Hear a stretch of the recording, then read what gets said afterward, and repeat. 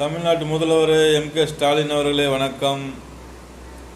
Sir, சமையல் பண்ணும்போது காலையில் பள்ளிக்கூடத்துக்கு போவாங்கள பசங்க, அந்த டயத்தில் கரண்ட் கொடுக்க வக்கு இல்லை அவங்களுக்கு. பாத்ரூமில் ஒன்றுக்கு போகும்போது கரண்ட் கொடுக்கறதுக்கு வக்கு இல்லை அவங்களுக்கு. பாத்ரூமில் குளிக்கும்போது கரண்ட் கொடுக்கறதுக்கு உங்களுக்கு வக்கு இல்லை, வழியே இல்லை, திறமும் இல்லை. அடுத்து இந்த மாதிரி பல விஷயத்த சொல்லிட்டுருக்கேன். நைட்டில் எழுந்திரிச்சா வீட்டுக்குள்ளே நடக்க முடியுமா? வீட்டுக்குள்ளே சொல்லுங்கள். ஒரு பிள்ளைங்க படுத்து கிடக்கு, சின்ன பிள்ளைய படுத்து கிடக்கு, அந்நியாரத்தில் எழுந்திரிச்சு நாங்கள் பாத்ரூம் போகணும்ல, எப்படி போகிறது கரண்ட் இல்லாமல்? அந்த டயத்தில் கரண்ட் கொடுக்குறதுக்கு உங்களுக்கு வக்கு இல்லை. இவர் கரண்டில் பேட்ரி கார் ஓட்டுறாராம். அந்த காருக்கு எவ்வளோ கரண்ட் ஆறு சார் கொடுக்குறது? கரண்ட் இல்லைண்டா நீங்கள் வந்து தள்ளி விடுவீங்களா?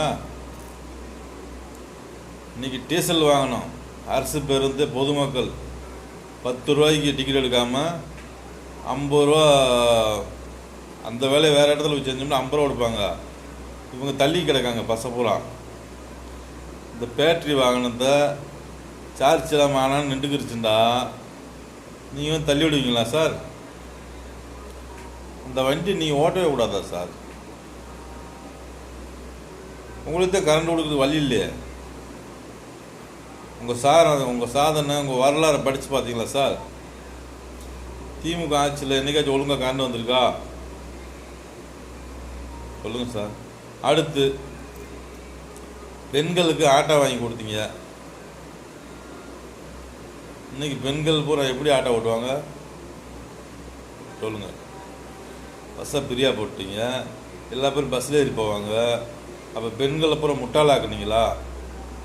சொல்லுங்கள் சார். பெண்கள் ஆட்டோ ஓட்டுறாங்க, 2 பெண்கள் வராங்க, தங்கச்சி வாமா வாடகை போகணுன்றாங்க. பொண்ணு வாக்கணும்மா, ஒரு 1 மணி நேரம் வெயிட் பண்ணுமான்றாங்க. சரிக்கான்னு அந்த பொண்ணு போகுது. சிட்டிக்குள்ளேயே வச்சுக்கோங்க, சரிங்களா? அந்த பெண்ணு போய் ஆட்டோ வெயிட்டிங் பண்ணி உட்காருது. தங்கச்சி வாப்பா டீ குடிப்பா. பொண்ணு வாக்க பொண்ணு கூப்பிடாம கூப்பிட மாட்டாங்களா? அதில் வீட்டுக்குள்ளே போகுது. இழுத்து கதவை அடைச்சிக்கிட்டா. பெண்களுக்கு ஆட்டோ வாங்கி கொடுத்தீங்களா சார்?